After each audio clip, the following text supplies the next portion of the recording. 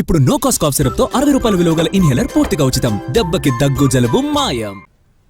రాజధాని నిర్మాణంలో ఎంతో కీలకమైన మున్సిపల్ ప్రధాన కార్యాలయం రేపు ప్రారంభం కాబోతోంది. సిఆర్డీఏతో సహా మున్సిపల్ అడ్మినిస్ట్రేషన్ కి సంబంధించిన అన్ని కార్యకలాపాలు ఇక్కడి నుంచి నిర్వహించబోతోంది సర్కార్.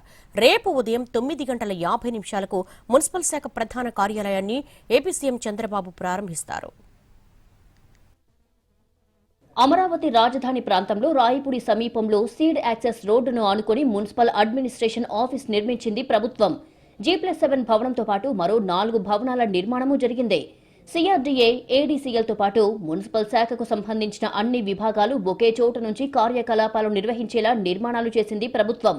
మున్సిపల్ శాఖ ప్రధాన కార్యాలయం సోమవారం ఉదయం సీఎం చంద్రబాబు చేతుల మీదుగా ఉదయం 9:54 ప్రారంభం కాబోతోంది.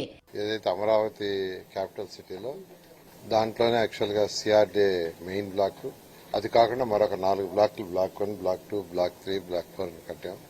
దాంట్లో మున్సిపల్ శాఖలో ఉన్న అన్ని డిపార్ట్మెంట్కి వస్తాయి. ఇది రేపు ఉదయం 9:54 ముఖ్యమంత్రి గారి చేతుల మీద ఇనాగరేషన్ చేయడం జరుగుతుంది.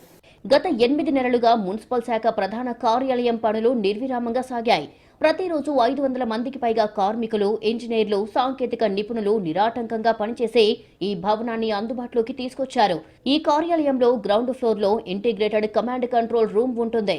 మిగిలిన అంతస్తుల్లో పురపాలక శాఖ మంత్రి ఛాంబర్, సిఆర్డీఏ కమిషనర్ ఛాంబర్, పరిపాలనా విభాగం, ఇంజనీరింగ్ విభాగం, అమరావతి డెవలప్మెంట్ కార్పొరేషన్ లిమిటెడ్ కార్యాలయం, రాజధాని అమరావతి ప్రణాళిక విభాగం, రాష్ట్ర పురపాలక శాఖ ప్రత్యేక విభాగం ఉంటాయని అధికారులు చెబుతున్నారు. అధికారుల కోసం విడివిడిగా ప్రత్యేక ఛాంబర్లు, 2-3 అంతస్తుల్లో కాన్ఫరెన్స్ హాల్ కూడా ఏర్పాటు చేశారు. గ్రౌండ్ ఫ్లోర్ లో ప్రత్యేకంగా కమాండ్ కంట్రోల్ రూమ్ ఏర్పాటు చేశారు. రాజధాని నిర్మాణం ఎలా జరుగుతుంది, ఎక్కడెక్కడ ఏ నిర్మాణాలు ఉన్నాయి, పని ఎలా జరుగుతోంది అనేది ఈ కమాండ్ కంట్రోల్ సెంటర్ నుంచి తెలుసుకోవచ్చు.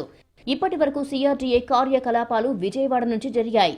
ఇప్పుడు రాజధాని ప్రాంతంలోని ప్రధాన కార్యాలయం ఏర్పాటు చేయడంతో మంత్రులు, అధికారులకు కొంత సమయం కలిసి రానుంది.